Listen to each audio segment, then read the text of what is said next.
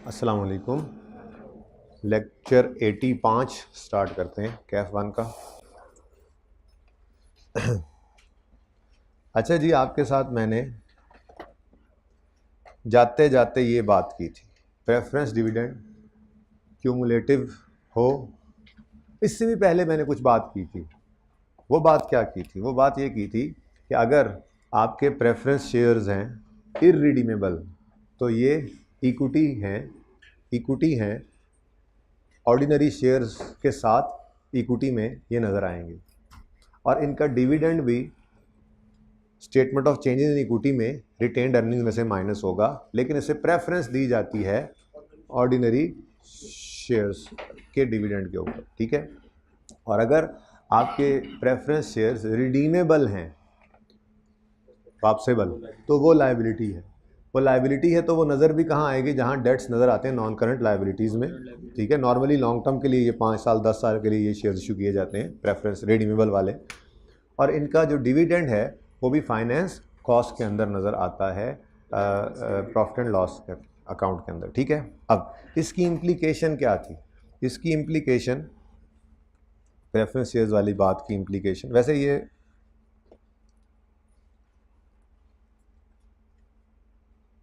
Table के ऊपर सारा कुछ था, आपको याद होगा।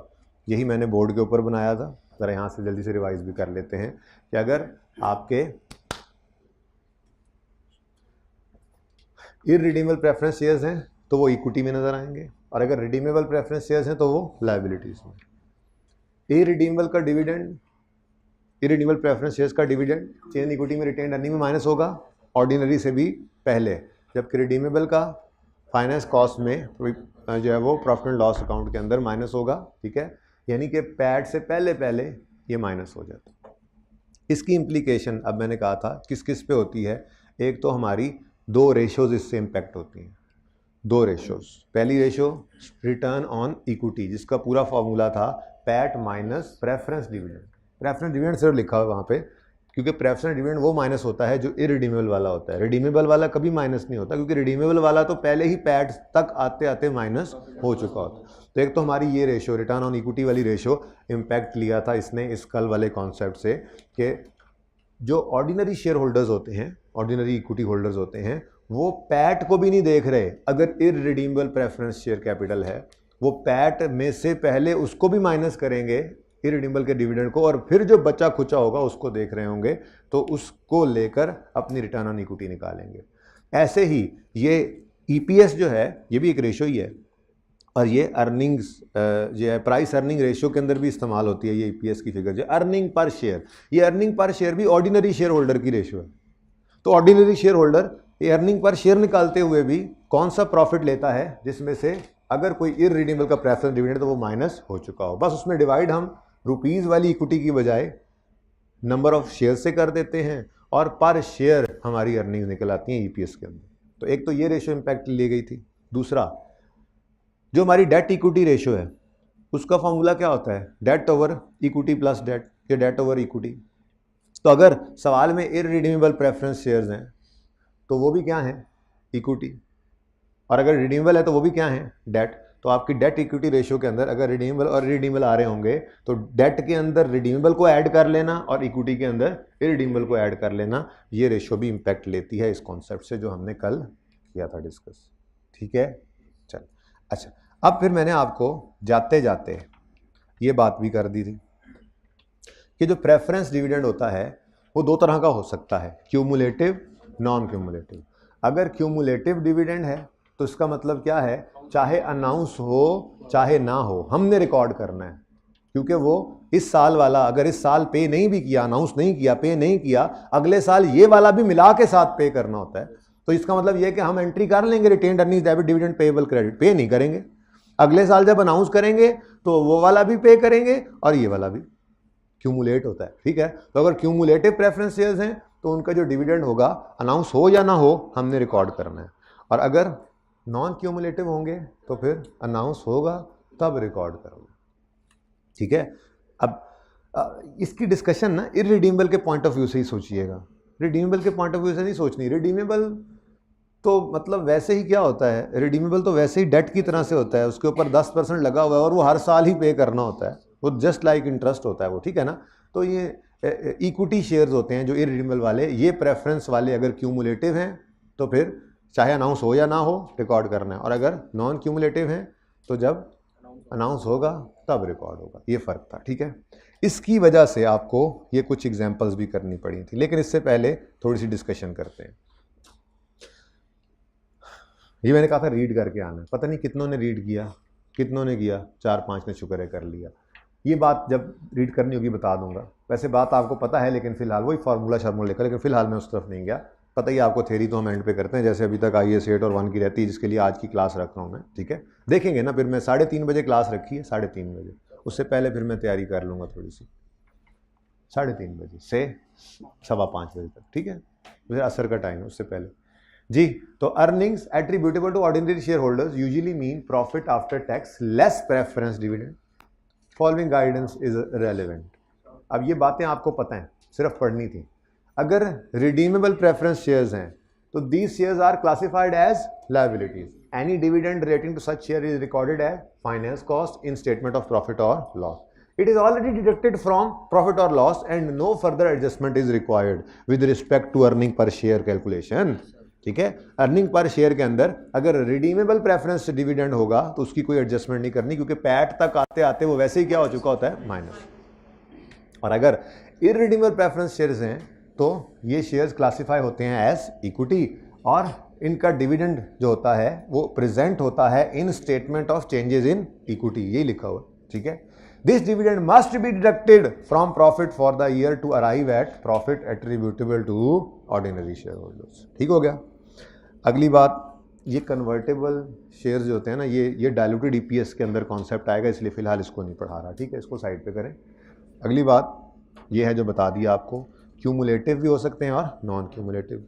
अगर क्यूमुलेटिव प्रेफरेंस शेयर्स हैं तो these are preference shares on which dividend if not declared shall be accumulated and be payable in subsequent period.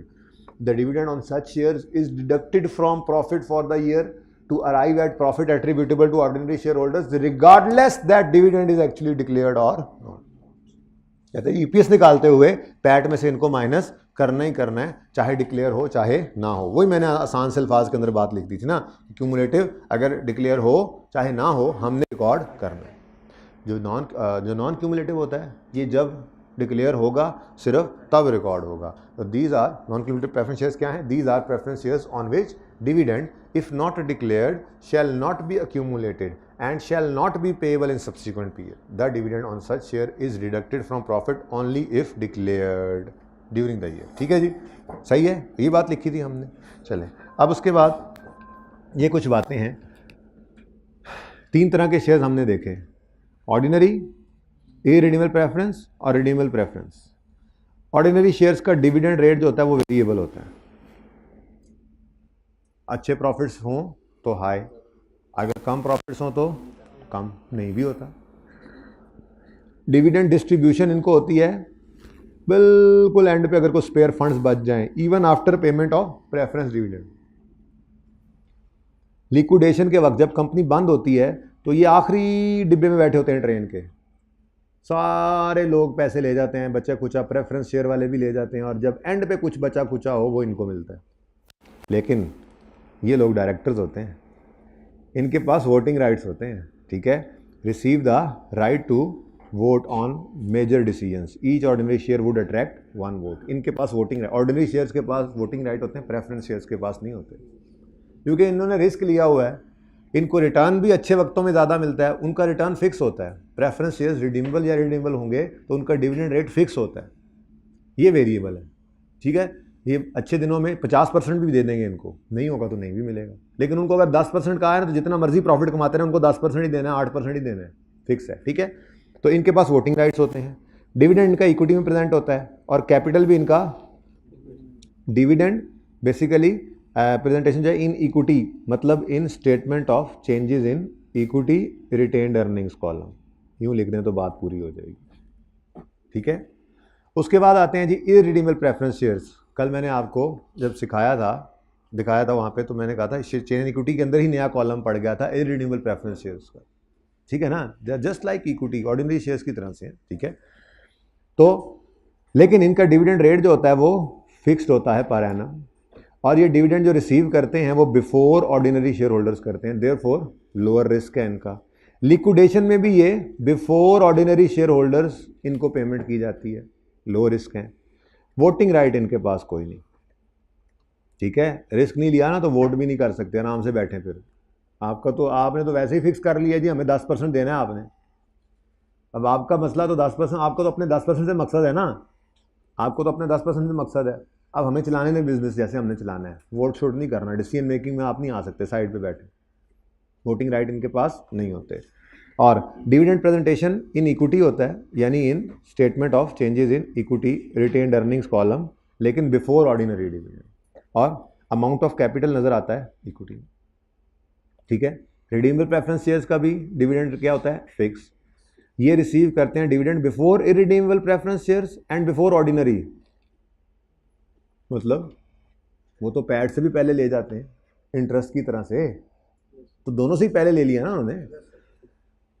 Redeemable like bank loan का इंटरेस्ट, रिडीमेबल डिविडेंड लेकर फारिग हो जाते हैं, जो पैट बचता है उस पैट में से फिर इरिडीमेबल को पहले बांटते हैं और फिर ऑर्डिनरी को बांटते हैं, तो ये तो उससे भी पहले ले गए ना। फिर उसके बाद लिक्विडेशन में इनकी बारी प्रेफरेंस से भी पहले आती है और ऑर्डिनरी से तो पहले है ही, लेकिन इनके पास भी राइट ऑफ वोट नहीं है। और इनके डिविडेंड की प्रेजेंटेशन फाइनेंशियल चार्जेस के अंदर होती है इनकम स्टेटमेंट में, और इनके कैपिटल की अमाउंट को जो है वो नॉन करंट लायबिलिटीज़ में प्रेजेंट किया जाता है, ठीक है। ये बातें पढ़ने के बाद आपको ये कुछ एग्जाम्पल्स जो हैं वो करने का कहा था 1 से 7 तक, ऐसे ही है, जिसमें मैंने 6 और 7 को नहीं डिस्कस करनी, क्योंकि वो बिल्कुल वैसी हैं जैसे आपको 13, 14, 15, 16, 17, 18, 19 सवाल दिए थे। कितने बच्चों ने वो सवाल किए? बस ईपीएस के टॉपिक में ये इंश्योर कर लीजिएगा, आसान है, फिर मुश्किल नहीं है। जैसे आज वाली चीज़ मुश्किल लगेगी पहली बार जो देखेंगे, लेकिन उसके लिए मैं 10-12 सवाल होमवर्क में दूंगा, होंगे ऐसे छोटे छोटे। कितनी देर में एक सवाल? 2 से 3 मिनट में एक सवाल हो जाता होगा, 2 से 3 मिनट में। लंबे सवाल जो आए थे 3-3, 4-4, वो 3 से 4 मिनट में हो जाते हैं। छोटे छोटे सवाल होते हैं, जल्दी किया करो ना, 5 मिनट ना लगाया करो, ठीक है। आराम आराम से बना के मत लिखो, प्रैक्टिस करो, तेजी से लिखो। प्रेजेंटेशन का मतलब ये है कि पढ़ने वाले को समझ आ जाए क्या लिखा हुआ है। पर्चे में भी ऐसे ही करना है, फूल बूटे लगाने के तो नंबर नहीं मिलने, ठीक है। थोड़ा तेजी लाओ अपने अंदर, ठीक है ना। मैं आपको बता दूंगा हर सवाल कितनी देर में करना है, आपने टारगेट दूंगा, हर सवाल के लिए 5 मिनट होंगे। तो अगर 10 सवाल हों तो 50 मिनट, 20 सवाल हों तो 100 मिनट, ठीक है, इन 1.5 घंटा मिसाल दे रहा हूँ, ठीक है। लेकिन इतने लंबे सवाल हैं नहीं, 5 मिनट में आपने इससे भी कम में करना है कोई भी सवाल, प्रैक्टिस है बेसिकली, ठीक है ना। तो जो हमने कल किया था 6 और 7 में, उस जैसा सवाल नंबर 3 मेरा रहता है लेक्चर नोट्स वाला, वो भी होमवर्क में दिया था, वो मैं करवाऊंगा क्योंकि उसका सोल्यूशन नहीं था, वो करवाऊंगा तो थोड़ी सी रिवीजन भी हो जाएगी। उसके बाद आज हमने बोनस, स्प्लिट और कंसोलिडेशन ये कॉन्सेप्ट पढ़ना है।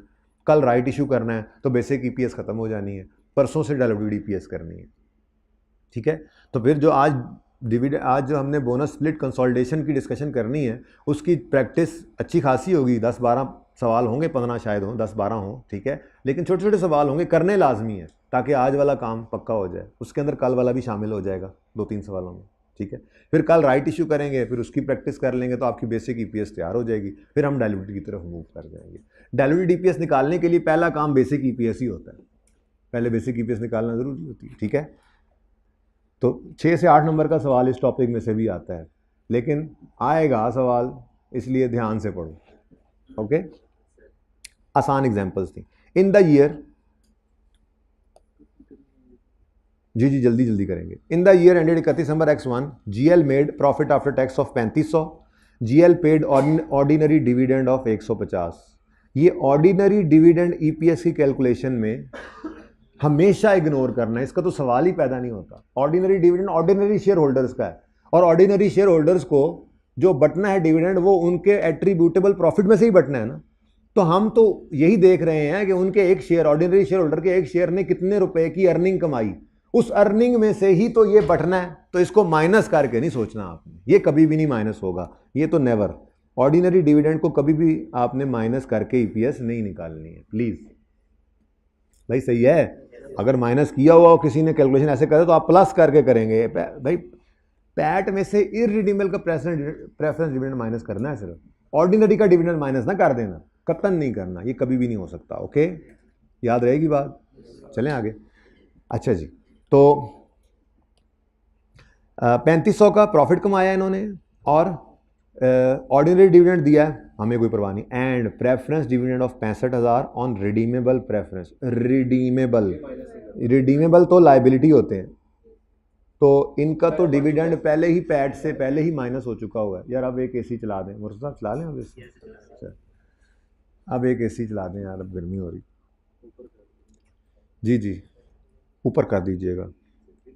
रिडीमेबल लाइबिलिटी, ठीक है, लाइबिलिटी है तो इनकी इंटरेस्ट कॉस्ट की तरह से इनका डिविडेंड जो है फाइनेंस कॉस्ट में पीबीटी से भी पैट से भी पहले माइनस हो जाता है, ठीक है, तो इसको नहीं करना माइनस। और आगे उन्होंने बता भी दिया, the preference shares were correctly classified as liabilities and accounted for in accordance with relevant IFRS, ठीक है जी, IFRS 9 लग गया उस पर, छोड़े उसको, हमें क्या। GL had 1 million ordinary shares of 10 each in issue.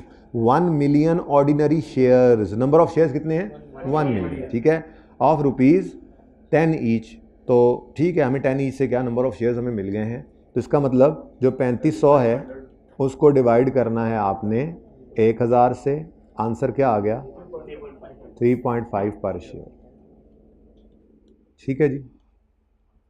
चलें आगे, नेक्स्ट, ओके।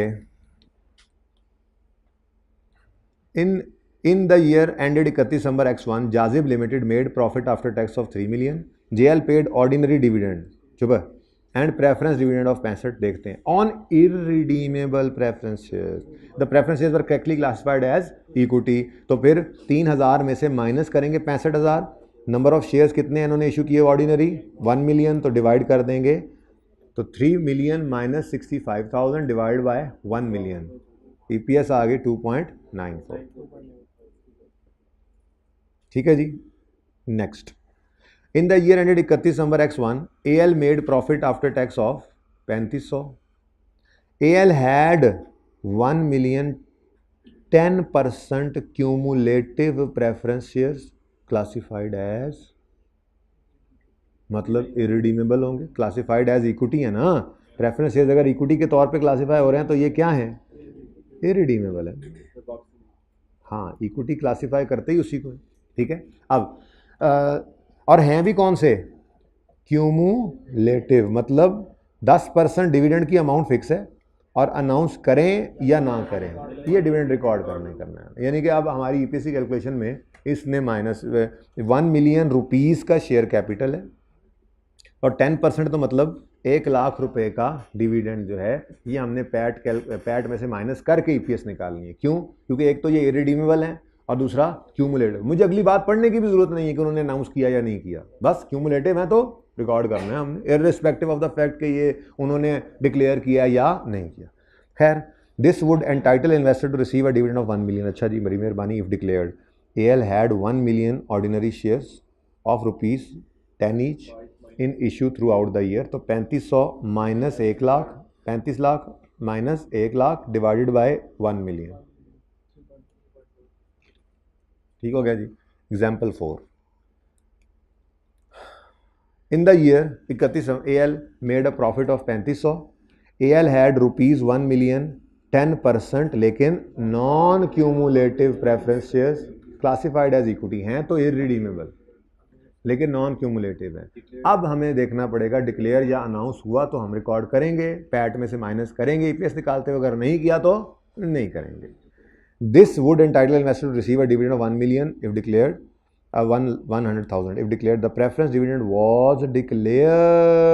was declared, इसलिए माइनस करेंगे, तो 3500 minus 1 lakh divide by 1 million ordinary share से, तो ये 3.4 ही आ, ठीक है जी। और लास्ट एग्जांपल है नॉन क्यूमुलेटिव, इनके पास प्रॉफिट 3500 है, ठीक है, 1 मिलियन रुपए के नॉन क्यूमुलेटिव प्रेफरेंस शेयर्स हैं जो कि इक्विटी में पड़े हैं, इरिडीमेबल हैं लेकिन नॉन क्यूमुलेटिव है, ठीक है जी। मतलब अगर डिक्लेयर होगा तो तब हम माइनस करेंगे। Preference dividend was not declared, इसका मतलब 3500 में से माइनस नहीं करना, डिवाइड करोगे 1 मिलियन को 3500 से 3.5, कोई मसला, पक्का हुआ ये एक एडजस्टमेंट के तौर पे आ सकता है इन सवालों के अंदर, प्रेफरेंस डिविडेंड, ठीक है जी। नंबर 6 और 7 मैंने डिस्कस नहीं की पिछली क्लास के अंदर भी, क्योंकि ये बिल्कुल वैसे ही सवाल थे जैसे आपने किए 13 से 19 तक। ठीक है, तो बता दें ज़रा 13 से 19 तक किसी सवाल में कोई मसला तो नहीं आया? अच्छा 3 मैं करवा देता हूँ ताकि ज़रा कल वाली बात भी रिवाइज़ हो जाए, एक बार हम दोबारा ट्रैक पे पढ़ जाएं, फिर आज का नया काम करते हैं। ठीक है,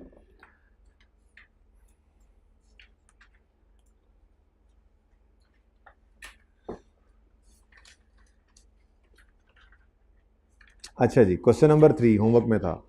अ company has 3000 shares in issue on यकम जनवरी 13, पेज नंबर 590 पे। Company has 3000 shares in issue on यकम जनवरी 13, it has further issued shares on market value on following dates, यकम मार्च पे और यकम जून पे। प्रॉफिट फॉर द ईयर 70,000 है, ईपीएस कैलकुलेट करनी है सिर्फ 13 की। तो ईपीएस का फॉर्मूला क्या है? Paid minus irredeemable preference dividend divided by weighted average number of ordinary shares. ठीक है, अब प्रेफरेंस डिविडेंड का कोई जिक्र सवाल में नहीं है। ठीक है, तो प्रॉफिट कितना है? 2013 का ईपीएस निकालना है ना, 2013 का। तो प्रॉफिट कितना है? 70,000। वैसे तो पर्चे में नहीं लिखेंगे इसको इस तरह से, नहीं है तो नहीं है। ठीक है जी, और डिवाइड बाय वर्किंग, जुबानी वाला नहीं करना। ठीक है, अब यकम जनवरी 2013 पर ओपनिंग शेयर्स पड़े थे 3000, अभी नहीं। यकम मार्च 13 पर 12,000 शेयर्स इशू हुए हैं ऑन मार्केट वैल्यू। ये बात आज इंपॉर्टेंट होगी ना, क्योंकि आज ये मुफ्त में भी बांटेंगे यहाँ, कल तक तो सिर्फ मार्केट प्राइस पे बांट रहे थे ना। ठीक है, तो मार्केट वैल्यू के ऊपर यकम मार्च को 12,000 शेयर्स इशू हुए हैं। तो यहाँ पे हमने लिखा यकम मार्च 13, और यहाँ पे अभी नहीं पता आपको, new shares issued at market price, लेकिन ये 12,000 लिखना नहीं अभी, बल्कि पहले क्या करना है, अब जनवरी और फरवरी ये 3,000 आउटस्टैंडिंग रहे, फिर बैलेंस बदल जाना है, तो ये 2/12 हो गया। अब यहाँ पे लिखो कितने, 12,000 नए शेयर्स आए, और अब जनाब बैलेंस बदल गया। बैलेंस बदल के कितना हो गया? 15,000। अब ये 15,000 कितना अर्सा आउटस्टैंडिंग रहा ये देखेंगे। अगर अगली कोई ट्रांजैक्शन ना हो तो 10/12, और कोई और हो गई तो जिस दिन वो अगली ट्रांजैक्शन हो, बैलेंस जिस दिन बदलना है उस दिन तक फिर इस पर फ्रैक्शन लगाएंगे। तो तरीका तो सेम ही था, लेकिन क्यों इस तरह से चल रहे हैं, क्यों ये वाला काम नहीं कर रहे? क्योंकि आगे जाके बहुत सारी कॉम्प्लेक्सिटीज़ इसमें आनी है, तो यही वर्किंग हर जगह चलानी है ना। इसलिए फिर मैंने कहा था कि बात तो एक ही है कि आप 5,000 को 3/12 करके बाकी 10,000 को 9/12 करें, या इस 5,000 को 12/12 कर दें और इस 5,000 को 9/12 करें, आंसर तो सेम आता है। तो करना ऐसे ही है जैसे सिखा दिया कि 5,000 को 3/12 करें और फिर टोटल बैलेंस 10,000 हो जाए, उसको 9/12 करें। करना ऐसे ही है, आंसर दोनों तरह से सेम ही आता है। ओके, अब फिर क्या हुआ जी, यकम जून को दोबारा शेयर्स इशू हो गए 15,000। तो यकम जून को फिर बैलेंस बदलने जा रहा है, यकम जून 12 new shares issued,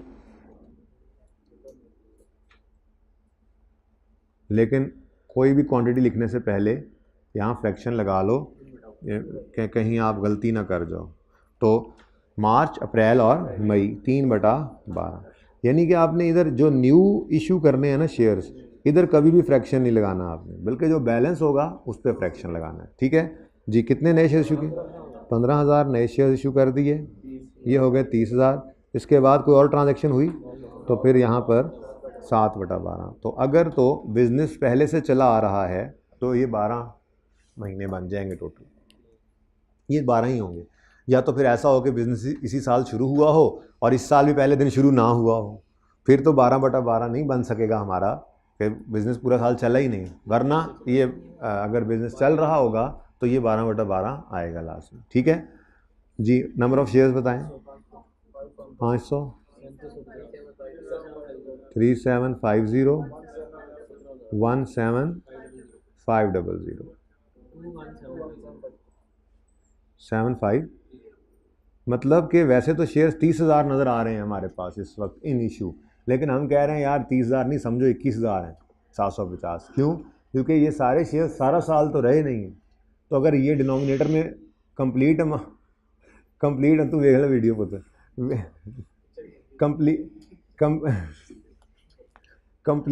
complete shares, number of shares जो हैं सारे के सारे शेयर्स को अगर डिवाइड कर देंगे हम इसमें रेशो में, तो रेशो को डिटीरियोरेट कर देंगे। परफॉर्मेंस नहीं गिरी लेकिन वो गिरा देंगे। इसलिए हमने वेटेड एवरेज कर लिया उनको कि जितना अरसा इन्होंने कंट्रीब्यूट किया है रेशो में, सिर्फ उतना अरसा ही हम इसको ईपीएस की कैलकुलेशन में भी कंसिडर करेंगे। ठीक है, यहाँ तक कोई मसला? ओके, हमने शेयर्स इशू किए थे जी। सवाल पूरा हो गया है? सवाल पूरा है? ओके, निकाल दें। Divide by 21,750। मैंने कहा अब ये क्या करना, 3.2 पर शेयर।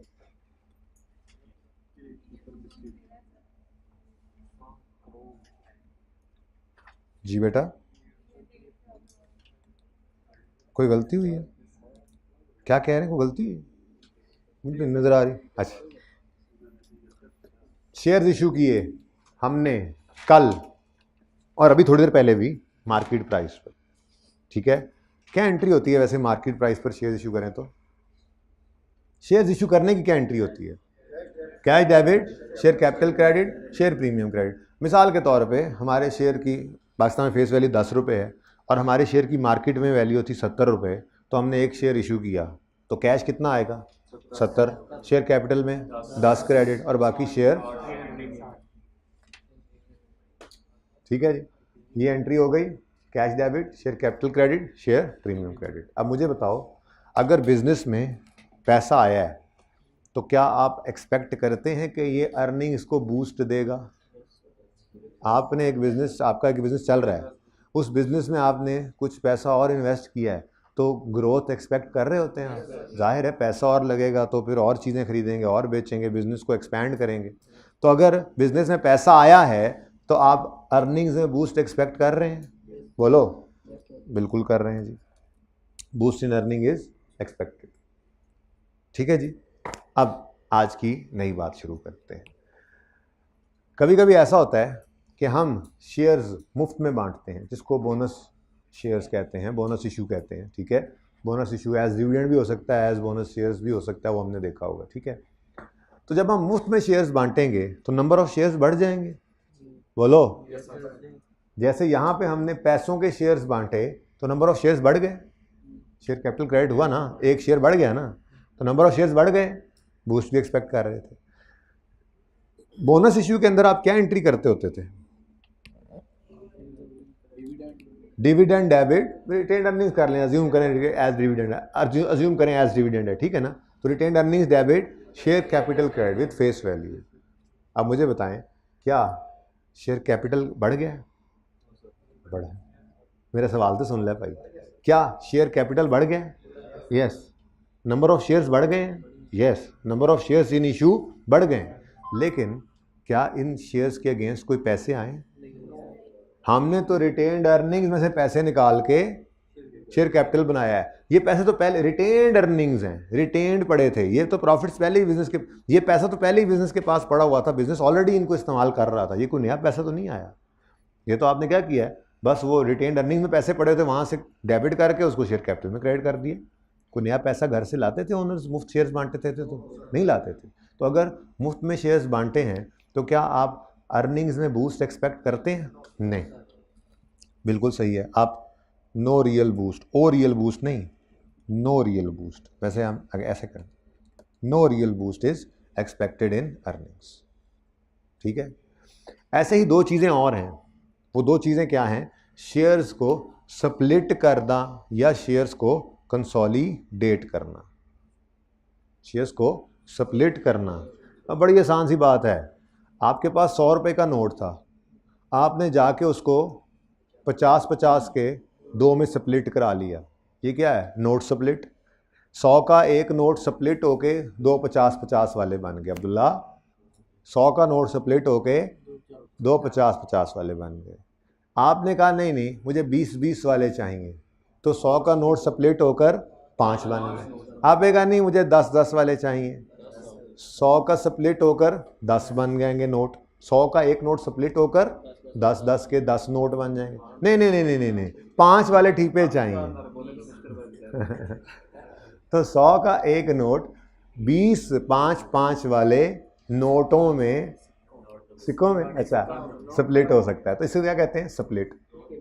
ऐसे ही आपने अभी ईद पे ईदी शीदी इकट्ठी की, कहीं से 100 मिला, कहीं से 50 मिला, कहीं से 500। वैसे तो आप उस फेज़ में आ चुके हैं जब ऊपर से ईदी मिलना बंद हो जाती है और नीचे वाले मांगना शुरू कर देते हैं। ये फेज़ हर किसी की ज़िंदगी में आता है और ये बहुत मुश्किल फेज़ है। तो कोशिश करें, जैसे आप आज भी बारिश के अंदर आए हैं, आके पढ़ रहे हैं, ताकि ये फेज़ जल्दी गुजरे। तो ये आपकी कोशिश है, इस कोशिश की वजह से ये फेज़ जल्दी निकलेगा और आप फिर चलें देने वाले हाथ। शर्म आती है ना, बच्चे कहते हैं चाचू मामू भाई बाजी दें, ईदी दें। आप लोग लाहौर पढ़ते हैं तो ईदी दें, मतलब पढ़ते हैं कि करते हैं। तो एनीवेज डिस्कशन मजीद नहीं, मकसद है कि आपके पास चलें, आपको ईदी नहीं मिली, आपने वैसे कहीं से बाहर से इकट्ठे किए हैं, ठीक है, ठीक है, आप इज्जत राह से नहीं आती, ठीक है, चुप कर जाएं आप। अब आपके पास वो नोट है, कोई 10 का, कोई 20 का, कोई 50 का, कोई 100 वाला भी है। आप दुकानदार के पास गए, उसे जाके कहा यार ये चेंज आप रख लो, ये चेंज आप रख लो और मुझे जो है 1000 का एक नोट दे दो। कोई 100 वाले हैं, कोई 10 वाले हैं, कोई 50 वाले हैं, ठीक है। तो आपने बहुत सारे छोटे नोट कंसोलिडेट करके एक बड़ा नोट बना लिया। ऐसे ही शेयर्स के अंदर भी कॉन्सेप्ट होता है।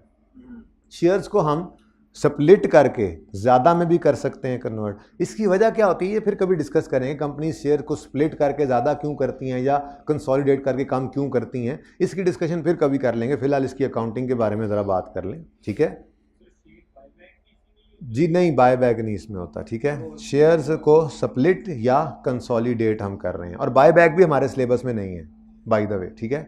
By the way, buy back, अच्छा वो बाय बैक होता है। तो शेयर स्प्लिट या शेयर कंसोलिडेशन जो है, इसमें कोई जर्नल एंट्री नहीं होती, याद रखना, ठीक है। कोई जर्नल एंट्री नहीं। शेयर कैपिटल में उतना ही शेयर कैपिटल रहता है, बस नंबर ऑफ शेयर्स जो है वो बदल जाते हैं। तो क्या ऐसे करने से, कैसे करने से, मिसाल के तौर पे ये एग्जाम्पल है, मैं इसकी बात करता हूँ। Example 4, a company made following share transactions, issued 2 bonus shares for every 5 held. चलो इसको छोड़ो, स्प्लिट कंसोलिडेशन की बात कर रहा था मैं, बाकी एनालिसिस तो तीनों को करते हैं अभी। शेयर स्प्लिट हुआ वेयर बाय 3 शेयर्स बिकेम 5। मैं इसकी एग्जाम्पल यूँ बना लेता हूँ कि हमारे पास मिसाल के तौर पे 10-10 रुपए के 3 शेयर्स पड़े थे, 30 रुपए का शेयर कैपिटल था। हुकूमत ने ऐलान किया, ये मैं वैसे ही मिसाल के तौर पे कहता हूँ, हुकूमत ने ऐलान किया, हुकूमत थोड़ी ऐलान करती है, वो कुछ और वजूहत होती हैं, बहरहाल आसानी से समझने के लिए ज़रा कॉन्सेप्ट। हुकूमत ने ऐलान किया आज के बाद पाकिस्तान में हर शेयर की फेस वैल्यू 6 रुपये होगी, हर शेयर की फेस वैल्यू 6 रुपये होगी। तो अब हमने क्या कर रहे हैं, 3 शेयर्स थे 10-10 वाले, उनको तोड़कर 6-6 रुपये वाले 5 शेयर्स बना लेने, यानी कि स्प्लिट करने से 2 नए शेयर्स इशू होंगे। शेयर स्प्लिट करने से 2 नए शेयर्स इशू होंगे।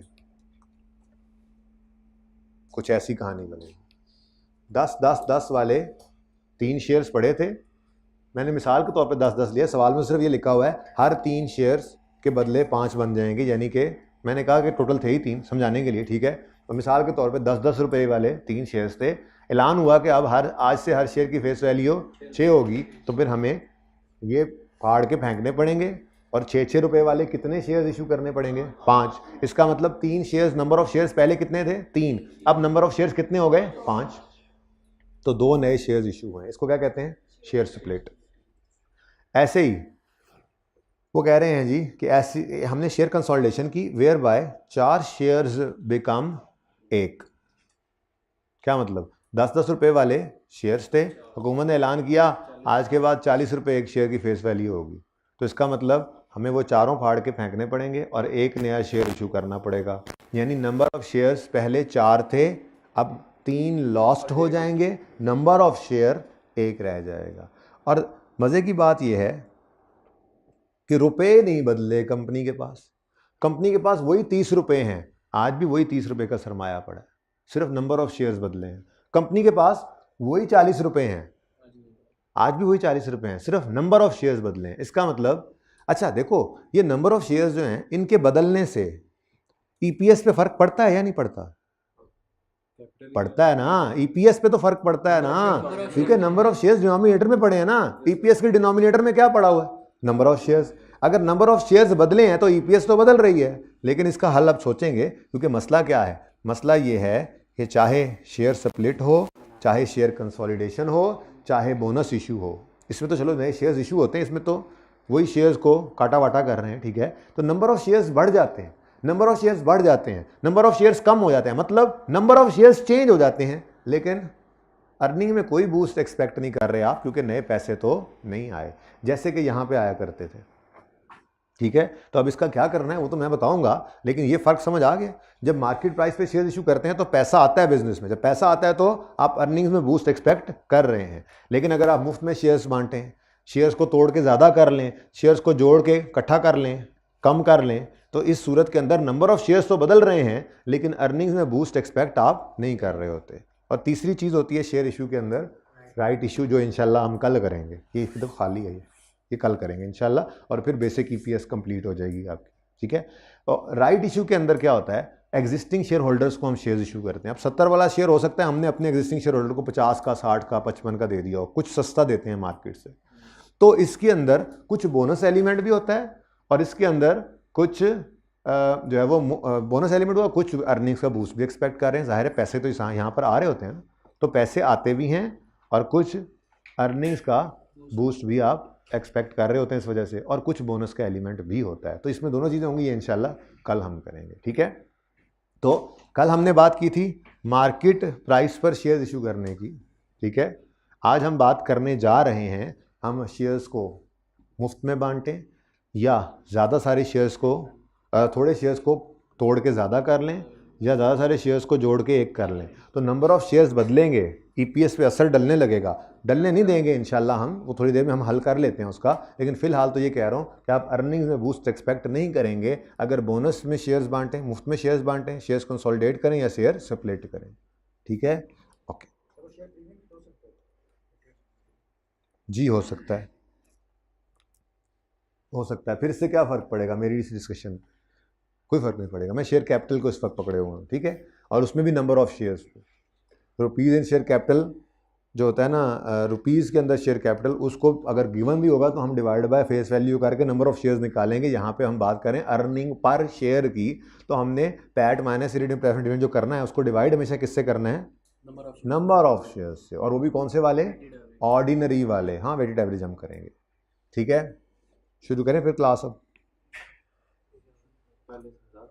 पहले कोई इंतज़ार नहीं कर रहे थे, उनको तसल्ली दे रहा हूँ, लेकिन यह है कि नई चीज़ अभी शुरू हुई है, ठीक है जी।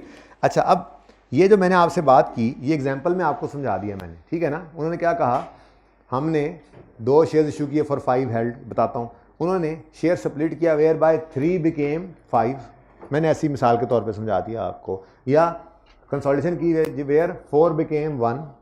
तो ये इस तरह से नहीं बनाना हमने पर्चे में, हम एक एनालिसिस किया करेंगे। क्या किया करेंगे, इस एनालिसिस के अंदर हमने 3 चीज़ें देखनी, हर एक को अलग अलग, बोनस भी हुआ, स्प्लिट भी हुआ, कंसोलिडेशन भी हुआ, इसका एनालिसिस कैसे होगा, हम इसको यूँ देखा करेंगे जी, बिफोर बोनस क्या सूरत हाल थी नंबर ऑफ शेयर्स की, फिर न्यू शेयर्स कितने इशू हुए बोनस के तौर पे, या स्प्लिट होकर न्यू कितने शेयर्स बने अहमद, या स्प्लिट होकर न्यू कितने बने शेयर्स, या कंसोलिडेट होकर कितने लॉस्ट हुए। क्या मतलब, कम हो जाते हैं ना जब शेयर्स कंसोलिडेशन होती है, तो देखो पहले ये 4 शेयर्स नज़र आ रहे थे, अब कितने रह गए, तो तीन शेयर्स कम हो गए ना, लॉस्ट, ठीक है। तो न्यू या लॉस्ट, और तीसरी चीज़ आफ्टर बोनस हो, स्प्लिट हो, कंसोलिडेशन हो, ठीक है। तो ये 3 चीज़ों को हमने देखा करना है, ठीक है जी। तो शुरू करें काम। अब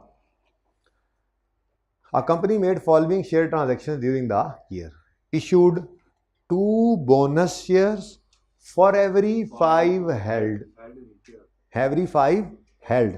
तो बिफोर बोनस कितने थे, 2 नहीं, 2 तो नए हैं, ध्यान से पढ़ो, वो कह रहे हैं हर 5 वाले को 2 नए शेयर्स देंगे। यानी अगर हम ये वाला बोनस इशू करें, तो अगर हमारे पास पहले 5 शेयर्स पड़े हुए हैं, कंपनी के पहले 5 शेयर्स हैं, तो 2 नए इशू होकर अब कितने हो जाएंगे, 7, ठीक है ना। तो बिफोर बोनस 5 शेयर्स थे, 2 नए इशू किए तो बैलेंसिंग फिगर फिर निकलेगी आफ्टर वाली, 7 शेयर्स हो गए अब आफ्टर बोनस। सिंपल, बोलो। स्प्लिट का थोड़ा सा डिफरेंट तरीका है कैलकुलेशन का, बात वैसी ही है। क्या कह रहे हैं, there was a share split where by every 3 became 5। उन्होंने ये नहीं कहा कि 2 नए इशू करने पड़े स्प्लिट करके, बल्कि उसने ये कहा 3 को हमने 5 कर लिया, 3 शेयर्स को 5 कर लिया।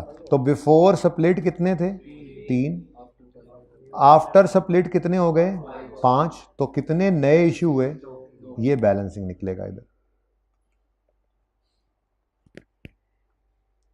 ठीक है, कंसोलिडेशन में देखते हैं।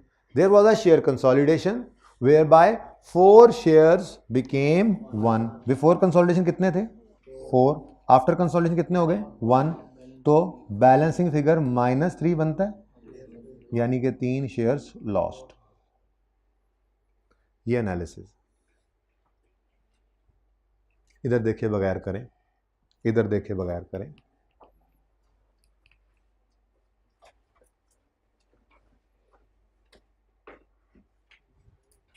पिक्चर ऐसे कल भी ली जा, जब राइट इशू हो जाए, चलो अभी ले लेंगे।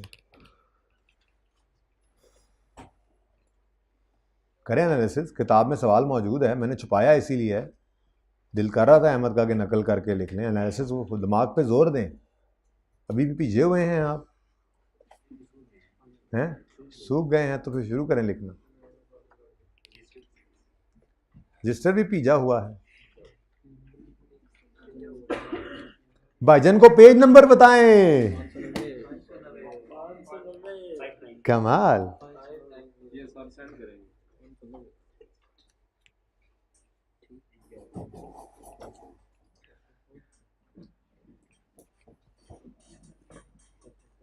ओके, कोई नहीं, चलो शाम वाली क्लास में कर लेंगे, अब तो क्लास खत्म करना है। फर्ज है, अल्लाह माफ करे। क्यों फर्ज है भाई, मेरी मर्जी है, फर्ज है।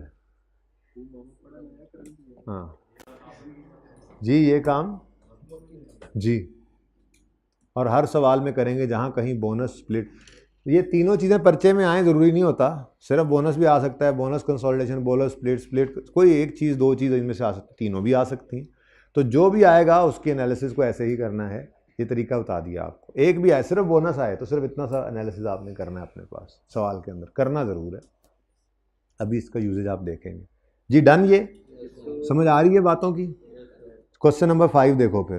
क्वेश्चन नंबर 5 की रिक्वायरमेंट तो है calculate weighted average number of shares for the year ended 31 दिसंबर 15, लेकिन आप उससे पहले सिर्फ एनालिसिस परफॉर्म कर दो इस क्वेश्चन का। कंपनी के पास ओपनिंग शेयर्स पड़े हैं, ठीक है। कंपनी मेड फॉलोइंग ट्रांजैक्शन, यकम फरवरी को 3 बोनस शेयर्स इशू हुए, यकम अप्रैल को 2 शेयर स्प्लिट होकर 7 बने, यकम सितंबर को 5 4 हो गए। जल्दी से एनालिसिस करें इसका, अब ये आप पहले आप करें।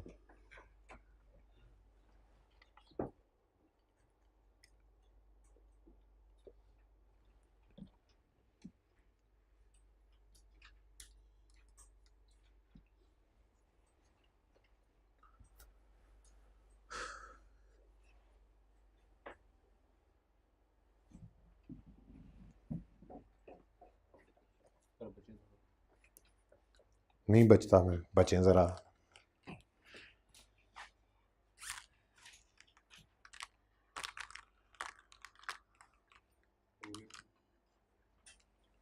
ओके जी, एनालिसिस क्वेश्चन नंबर 5 है, पेज नंबर, ओके। अब वर्किंग 1 हमारी एनालिसिस है।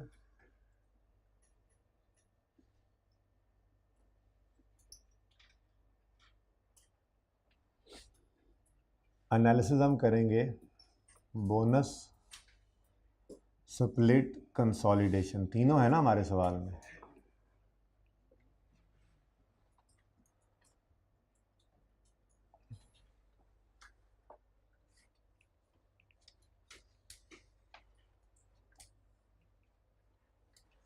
जी, बिफोर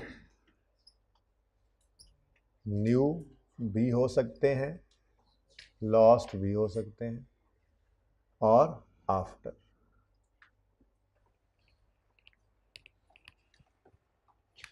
जी पहले से जो शेयर्स पढ़े हैं ठीक है, वो तो पढ़े हैं। बोनस इशू क्या हुआ है? 3 bonus shares for every 4 held. Date sheet बाद में देखते हैं। 3 बोनस शेयर्स इशू किए हैं 4 रखने वाले को, यानी जिसके पास 4 शेयर्स पहले से थे उसको 3 नए शेयर्स इशू किए हैं। तो बिफोर बोनस कितने शेयर्स पड़े थे? 4। न्यू कितने इशू किए? 3। तो 7 आ गया balance.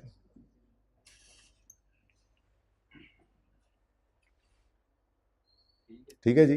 Next, split. Share split हुए वेयर बाय 2 शेयर्स बिकेम 7। तो बिफोर स्प्लिट कितने शेयर्स थे? 2। आफ्टर स्प्लिट कितने हो गए? 7।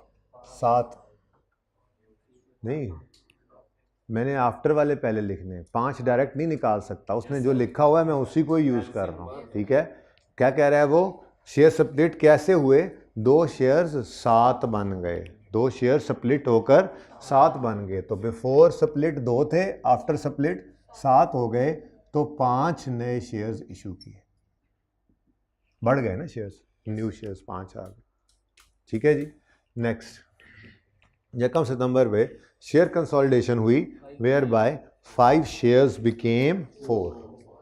5 शेयर्स पड़े थे कंसोलिडेशन से पहले, कंसोलिडेशन के बाद वो 4 रह गए, मतलब 1 कम हो गया, लॉस्ट। ये बैलेंस। ठीक है जी, ये हमारा एनालिसिस हो गया। अब हम अगले स्टेप पे मूव करते हैं। तो पर्चे के अंदर इनमें से जो भी चीज़ आएगी आपको, आप उसकी इसी तरह से एनालिसिस वर्किंग कर लेंगे। सिर्फ एक बोनस है तो सिर्फ बोनस की वर्किंग कर लेंगे। मसला है कोई? Okay okay. नेक्स्ट,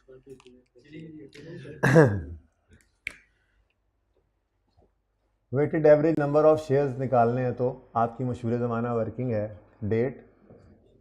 आज ये रिक्वायरमेंट है, वर्किंग नहीं है। डिस्क्रिप्शन, नंबर ऑफ शेयर्स,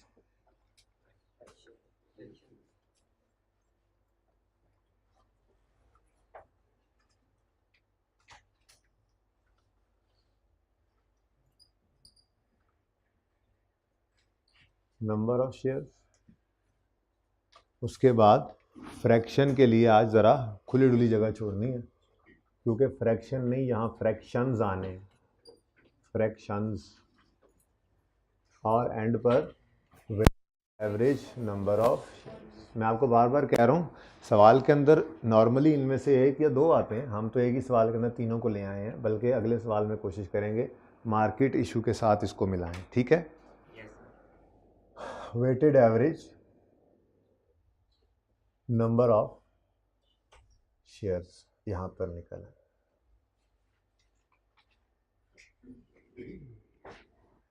ठीक है जी, शुरू करें कहानी। Company had 12,000 opening number of shares on यकम जनवरी 2015। तो यकम जनवरी 2015 पर ओपनिंग नंबर ऑफ शेयर्स कितने हैं? बोले 12,000।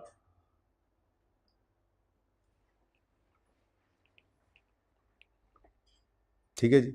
Next, company had made following share transaction during the year ended 31 दिसंबर 15। यकम फरवरी को बोनस इशू हुआ है। अब इधर से नहीं पढ़ना 3, 4, 4, वो एनालिसिस किया हुआ हमने, वो उसको यूज़ करेंगे। ठीक है, तो किस दिन बोनस इशू हुआ है? यकम फरवरी 2015 बोनस इशू। लेकिन यहाँ कुछ भी लिखने से पहले यहाँ फ्रैक्शन लगा लो, क्योंकि अब बैलेंस बदलने वाला है। ठीक है, तो 1 महीने के लिए ये बैलेंस आउटस्टैंडिंग था 1/12।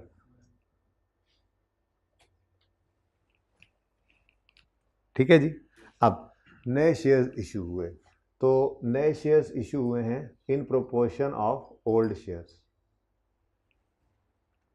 12,000 शेयर्स पड़े थे। हम कह रहे हैं जिसके पास 4 शेयर्स पड़े थे, हमने उसको 3 नए शेयर्स इशू किए हैं। तो जब आपने नए शेयर इशू करने हैं या स्प्लिट करके नए शेयर्स बनाने हैं, बढ़ाने हैं नंबर ऑफ शेयर्स, या कंसोलिडेट करके कम करने हैं, तो ये पहला स्टेप जो है इसमें आपने पहली 2 रोज़ को यूज़ करना है। हमेशा ऐसा ही होगा, आप बिफोर से डिवाइड करोगे और न्यू से मल्टीप्लाई कर रहे हो। तो ये कोई नई बात नहीं है। मैं मिसाल के तौर पे कहता हूँ आपको, हमारे पास 15,000 शेयर्स पड़े थे, हमने कहा हर 2 शेयर रखने वाले को एक नया मिलेगा, 50%, 750 बनेगा, ऐसे ही है, 7500 सॉरी बनेगा। बात समझ आ रही है? क्या मतलब, क्या करते थे हम, कहते थे जी डिवाइड करो इसको 2 से, मल्टीप्लाई कर दो 1 से, यानी 15,000 को डिवाइड किया 2 से, हर 2 शेयर रखने वाले को एक नया। ठीक है, बिल्कुल राइट इशू की तरह से। हाँ, हम कर लेते थे परसेंटेज, 1/2 को 50% कर लेते थे। इसका आंसर क्या आ रहा है? 750। इसको ऐसे लिख लें, इसको ऐसे लिख लें, या इसको ऐसे लिख लें, वो तो खैर एक ही बात है। 15,000 इंटू 1/2, वही बात लिखी हुई है ना। ठीक है, तो इसका आंसर क्या आता है? 7,500। और अगर आप 1/2 को 50% कर दें तो 15,000 पे 50% लगाकर भी यही आता है, लेकिन यहाँ पे अब हम परसेंटेज में इस टॉपिक में कन्वर्ट नहीं करेंगे, इसको ऐसे ही रहने देना है। ठीक है, जैसे लिखा हो। ओके, तो क्या करेंगे जी, हम हमेशा बिफोर वाले से डिवाइड करके न्यू वाले से मल्टीप्लाई करेंगे। हम चाहे बोनस शेयर्स निकाल रहे हैं, चाहे स्प्लिट होने पर बढ़ने वाले शेयर्स निकाल रहे हैं, चाहे कंसोलिडेट होने पर लॉस होने वाले शेयर्स निकाल रहे हैं, हमारा आंसर निकल आया करेगा। ठीक है, तो बिफोर बोनस 4 डिवाइड करो 4 से, न्यू 3, क्या आंसर आया? 3/4 करके परसेंटेज कितनी आती है बताओ? नहीं, 3/4 करके परसेंटेज 75%। 75% को 12,000 में मल्टीप्लाई करो, वही 9,000 ही। ठीक है, तो हमने क्या किया, हर 4 शेयर रखने वाले को 3 नए शेयर्स दे दिए। अब ऑलरेडी ये शेयर्स पड़े हैं, इसी से ही प्रोपोर्शन किया ना हमने। ठीक है, तो क्या आ गया जी? 9,000। बैलेंस बदल गया, 21,000 बैलेंस हो गया। अब अगर कोई और चेंज ना आई तो ये 21,000 के ऊपर हम 11/12 कर देंगे। ठीक है ना, लेकिन ऐसा नहीं हुआ, बल्कि 1 अप्रैल को शेयर स्प्लिट हो गया। जो हुआ है वो इधर नहीं देखना, वो एनालिसिस किया हुआ हमने। तो 1 अप्रैल यहाँ पे आके हमने लिखा 1 अप्रैल 15, और यहाँ पे क्या लिखा हमने? Share split. लेकिन साथ ही यहाँ कुछ भी लिखने से पहले, ठीक है, अब फरवरी और मार्च 2/12। अब शेयर स्प्लिट कर लेते हैं। शेयर स्प्लिट भी बिल्कुल वैसे ही, शेयर्स अब कितने हो चुके हैं बोनस इशू के बाद? 21,000। तो हम कहेंगे जी 21,000 शेयर्स को पकड़ें और डिवाइड करें इसको बिफोर स्प्लिट से, मल्टीप्लाई कर दें जो न्यू शेयर्स इशू हुए। ठीक है, पहले 2 रोज को यूज कर रहे हैं, तो डिवाइडेड बाय 2 मल्टीप्लाइड बाय 5, बोलें जी 52500। Answer is 73।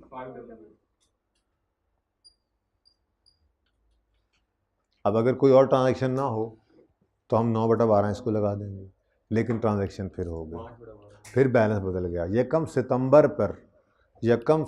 पर शेयर कंसोलिडेशन आ गई, 1/9/15 शेयर कंसोलिडेशन। लेकिन इससे पहले यहाँ फ्रैक्शन लगा लो, क्योंकि बैलेंस बदलने जा रहा है। ठीक है भाई, कल आप नहीं आए थे, क्यों नहीं आए थे? कौन नीचे दूंगा, बस का इशू, तभी तुम्हारी शक्ल भी बता रही है तुम कल नहीं आए थे। खैर, ये तो आज वाला काम है। अच्छा, तो ये काम ही आज वाला है, कल वाला तो हमने ये नहीं डिस्कस जी। बोले जी कितना? अप्रैल, मई, जून, जुलाई, अगस्त, 5/12। ठीक है जी, उसके बाद अब शेयर कंसोलिडेशन कर लेते हैं जी। शेयर कंसोलिडेशन, अब कितने शेयर्स पड़े कंसोलिडेशन से पहले? जिनको तोड़ना नहीं, जिनको जोड़ के कम करना है, यानी कि कुछ लॉस्ट कराने हैं, वो कितने हैं? 73,500। इसको डिवाइड करेंगे बिफोर कंसोलिडेशन यानी 5 से, और लॉस कितने कराने हैं? 1। तो लॉस्ट वाले से मल्टीप्लाई किया, यानी पहली दो रो बिफोर से। अच्छा, बाद में भी जो काम करना है डिवाइड बिफोर से ही करना है। खैर चलें, छोड़ें इस बात को। बिफोर से डिवाइड किया, पहली रो बिफोर से डिवाइड करना है और दूसरी रो न्यू या लॉस से मल्टीप्लाई करना है। आपके जो शेयर्स हैं नए इशू हुए मुफ्त में या स्प्लिट होकर नए बने, ज़्यादा हुए या लॉस्ट हुए कंसोलिडेशन में, वो फिगर निकल आया करेगी। ठीक है जी। टोटल 88,200 इंटू, अब बस ना, और तो कुछ नहीं है ना, तो लगा दो इस पे बैलेंस। कितना जी? सितंबर, अक्टूबर, नवंबर, दिसंबर, 4/12।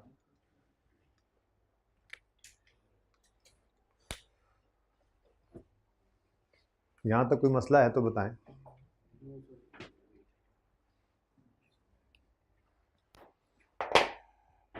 अच्छा जी, आंसर नहीं निकालना अभी जी, एक्सक्यूज। हाँ हाँ हाँ, माइनस करना था। हाँ हाँ, sorry 5888, I am really very sorry, मेरे जहन में नहीं रहा और आपने आंसर भी वही बताया, ज़बरदस्त। अच्छा जी जी, लॉस्ट हुए हैं, मैंने माइनस लिखा हुआ था, ये शेयर्स कम हुए, मैंने बोला भी था जी, सही है। चले,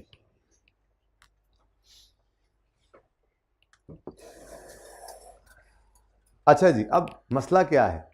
मसला ये है कि अगर आप इधर से आंसर निकालें और ईपीएस की तरफ चल पड़े तो क्या ये नंबर ऑफ शेयर्स ईपीएस को ख़राब नहीं कर देंगे? ख़राब करेंगे, डिटीरियोरेट करेंगे कि नहीं करेंगे? कम करेंगे कि नहीं करेंगे? क्यों कम करेंगे? क्योंकि देखो नंबर ऑफ शेयर्स बढ़े, 12,000 से शेयर्स 58,000 पे पहुंच गए, 1 रुपया नहीं आया कंपनी के अंदर हैं। शेयर्स कहाँ से कहाँ पहुंच गए, तो ईपीएस का तो पट्टा ही बैठ जाना है, कबाड़ा ही निकल जाना है। क्या ख्याल है?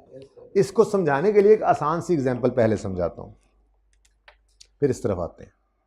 ये जब एग्जांपल ख़त्म हो ना आमिर भाई, वहाँ से पार्ट 2 शुरू करना है, क्योंकि वहाँ से फिर बच्चों को मैंने वो पार्ट देना है। ठीक है, 2010 के अंदर मैंने अज्यूम किया था ये डाटा पिछली क्लास में, चुप कर जो, समझ आ रही है तो फिर नहीं आनी।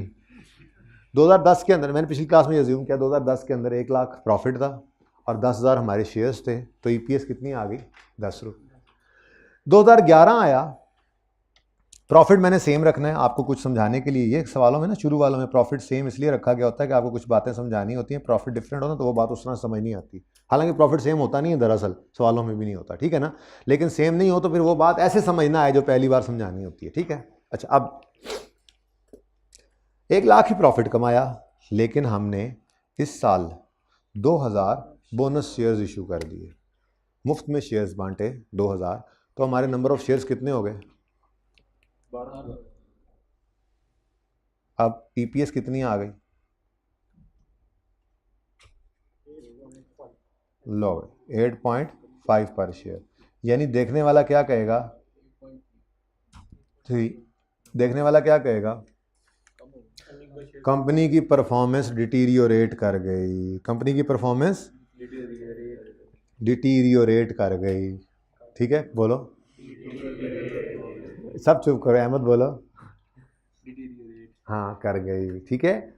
हालांकि ऐसा हुआ नहीं है, देखो आप खुद गौर करो, प्रॉफिट्स तो सेम है, प्रॉफिट्स तो नहीं बदले, और शेयर्स बढ़े जिनकी वजह से कोई अर्निंग्स भी एक्सपेक्ट नहीं कर रहे थे, हम मुफ्त में ही शेयर्स बांटे हैं हमने, तो परफॉर्मेंस तो नहीं गिरी है, सिर्फ डिनोमिनेटर के बढ़ने की वजह से हमारी रेशो गिर गई है। तो ये तो हमारे लिए ज़रा शर्मिंदगी की बात है, हालांकि हमने ऐसा कोई गुनाह किया भी नहीं है, नाकर्दा गुनाह की सज़ा है। ठीक है, होता क्या है, प्रॉफिट एंड लॉस के अंदर ईपीएस जो होती है ना, जहाँ पे आपका प्रॉफिट आफ्टर टैक्स नज़र आ रहा होता है ना जी, उसके एन नीचे आपको ईपीएस नज़र आएगी। सबूत के तौर पे मैं आपको फाइनेंशियल स्टेटमेंट्स दिखाता हूँ। ये नेस्ले की फाइनेंशियल स्टेटमेंट्स हैं, ये इनकी स्टेटमेंट ऑफ प्रॉफिट और लॉस है, sale, cost of sale, distribution, admin, finance cost, other, profit before tax, tax, profit after tax और अर्निंग्स पर शेयर। बेसिक हम कर रहे हैं, डाइल्यूटेड इंशाल्लाह परसों शुरू करेंगे। तो बेसिक एंड डाइल्यूटेड ईपीएस, ये ईपीएस नज़र आ रही है face of profit and loss. वो अलग बात है कि नेस्ले वालों की ईपीएस 162 पर शेयर है, पिछले साल 256 थी। ठीक है, तो ईपीएस कहाँ नज़र आ रही है? इससे भी ज़्यादा होती है, इससे भी ज़्यादा ईपीएस होती है। बड़ी कामयाब कंपनियां चल रही हैं। देखो ना, ईपीएस देखते ही आपको फ़ौरन पता लग गया एक शेयर ने इतने, यानी कि शेयर होल्डर के पास, अगर किसी शेयर होल्डर के पास एक शेयर है तो वो कहेगा कि मैंने 162 कमा लिया है। किसी के पास 10 शेयर हैं तो किसी को छोड़ो, कम नहीं हुई, बस हो गई ये कम, परफॉर्मेंस गिर गई होगी, छोड़ो इस बात को, मैं वो बात नहीं कर रहा, मैं इसे बात कर रहा हूँ। किसी के पास एक शेयर होगा तो कहेगा 162 हो गया मेरा, 2 शेयर होंगे तो into 2, into 3, into 4, into 500, into 5000, into 500,000, जितने शेयर्स हैं आपके पास ये उतनी अर्निंग्स आपकी हैं।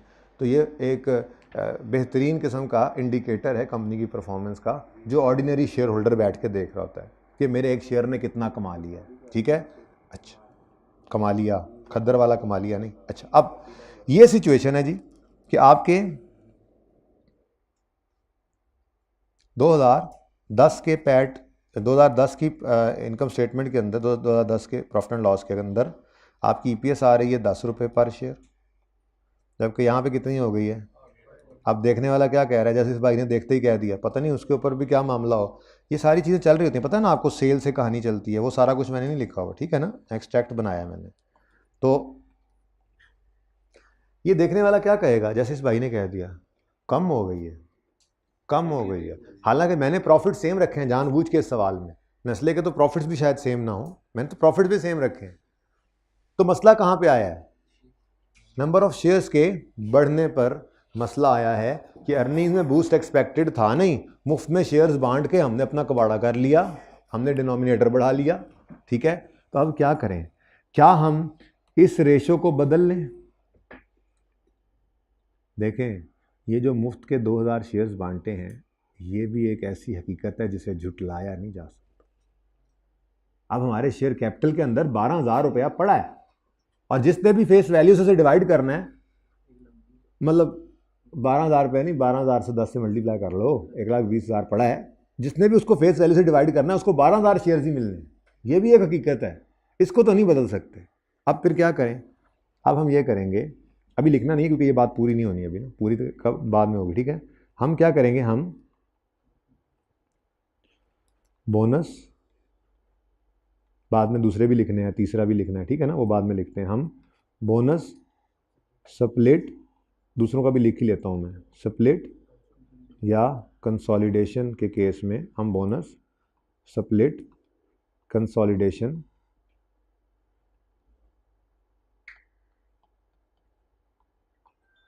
के केस में यूं अज्यूम करेंगे, ऐसे अज्यूम करेंगे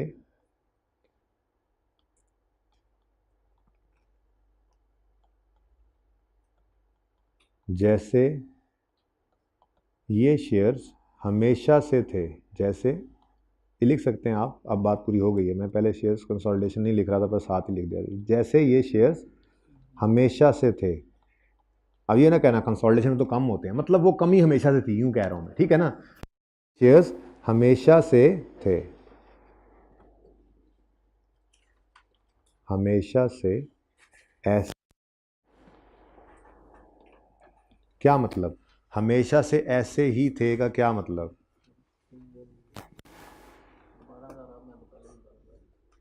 मतलब सुन लो ना, ये शेयर्स हमेशा से ऐसे ही थे का मतलब है, अगर करंट ईयर की बात कर रहे हैं तो from start of year, from start of current year, और अगर प्रीवियस ईयर की बात कर रहे हैं हम तो इसका मतलब from start of previous year भी। आप कहोगे मतलब हमेशा से, मतलब हमेशा से आपने लिखा मतलब बिजनेस के स्टार्ट से, जी बिल्कुल मैं ये अज्यूम कर रहा हूँ, from start of previous year, यानी पिछला पूरा साल भी ये इशू में रहे। अब बिजनेस के स्टार्ट से ये इशू में है, अब आप कहोगे बिजनेस के स्टार्ट से फिर काम चला लें, भाई नहीं, प्रॉफिट एंड लॉस सिर्फ 2 साल का नज़र आ रहा है, 2009 का प्रॉफिट एंड लॉस नज़र आ रहा है, उसमें जो भी ईपीएस थी हमें उससे क्या, 8 में क्या, फिलहाल हमारी तकलीफ क्या है, 2010 और 2011 की ईपीएस, 2010 की ईपीएस अब कंपेरेबल नहीं रही है, कंपैरेटिव इज नॉट कंपेरेबल। तो अब हमें मजबूरन क्या करना पड़ेगा, 2010 की ईपीएस को दोबारा निकालना पड़ेगा, ये अज्यूम करते हुए कि बोनस शेयर्स हमेशा से थे। यानी कि ईपीएस ऑफ 2011 स्टैंडिंग इन 2011 निकाली थी हमने ऑलरेडी, हम ईपीएस ऑफ 2010 कैलकुलेट करेंगे स्टैंडिंग इन 2011 दोबारा। ये तो हमने ईपीएस ऑफ 2010 निकाली थी ना स्टैंडिंग इन 2010, ठीक है। लेकिन अब यहां पे हमें मजबूरन क्या करना पड़ रहा है, 11 में 10 की ईपीएस दोबारा कैलकुलेट करनी पड़ रही है, और प्रॉफिट तो थे 1 लाख। ये एग्जांपल जरा सिंपल किया ताकि समझ आ जाए। और हम क्या कह रहे हैं, और यार बोनस इशू पिछले साल भी था, बताओ कितनी आ गई ईपीएस, 8.3। अब यहां पे हमने क्या लिखना है, 8.3 जब लिख कर भेजना है तो आपको पता है उसने तलवार लेके निकल पड़ना है, सरताज ने, याद है ना।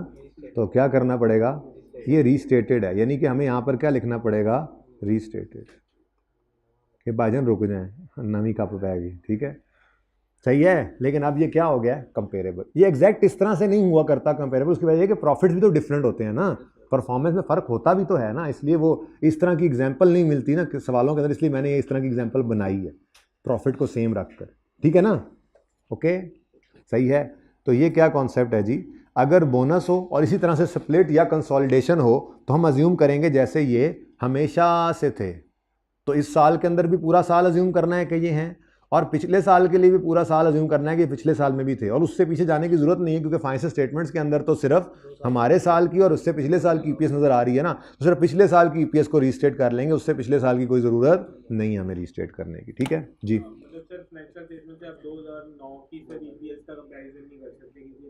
जी हाँ जी, जी नहीं जी, रीस्टेटेड का मतलब यही है कि इस साल बोनस इशू हुआ है और फिर हमने उसी को, बोनस इशू, स्प्लिट, कंसोलिडेशन और राइट शेयर्स में भी कुछ बोनस एलिमेंट होता है, कल बताऊंगा, होपफुली कल बताऊंगा, तो वहां पे जाके फिर देख लेंगे, ठीक है। तो रीस्टेटमेंट है रिक्वायर्ड, ठीक है जी। तो यहाँ पे जो हम लिख रहे थे कि अगर आपने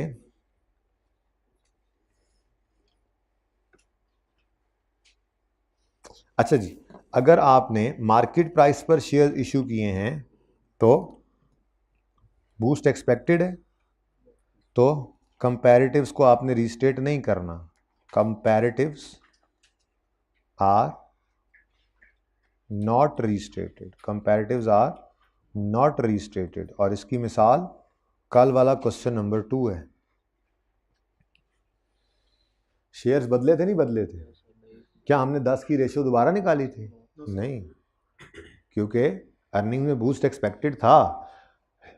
कंपैरेटिव को रीस्टेट सिर्फ तब करना है जब बोनस, स्प्लिट, कंसोलिडेशन हो, बल्कि राइट इशू भी कल देखेंगे तो उसके अंदर भी क्योंकि कुछ बोनस एलिमेंट होता है, यानी कि 70 वाला शेयर हम अपने शेयर होल्डर को 50-60 में देते हैं तो कुछ मुफ्त भी देते हैं ना, कुछ हिस्सा माफ़ कर देते हैं, तो वो बोनस एलिमेंट भी आ जाता है। तो बोनस, स्प्लिट, कंसोलिडेशन या राइट इशू अगर होगा तो हमारा कंपैरेटिव रीस्टेट होगा, वरना नहीं होगा, ठीक है जी। सर मतलब अगर हमने नंबर ऑफ शेयर्स का इशू करके हमने जब ईपीएस कैलकुलेट की है और एक रीस्टेट की है, तो 2 साल से पहले जितना भी ईपीएस था फारिग हो गया, उसका क्या करेंगे, वो तो कंपेयर। अच्छा जी, लिखें जी, कंपैरेटिव, ये इररिलेवेंट क्वेश्चन है फिलहाल, देखते हैं फिर इसको। कंपैरेटिव्स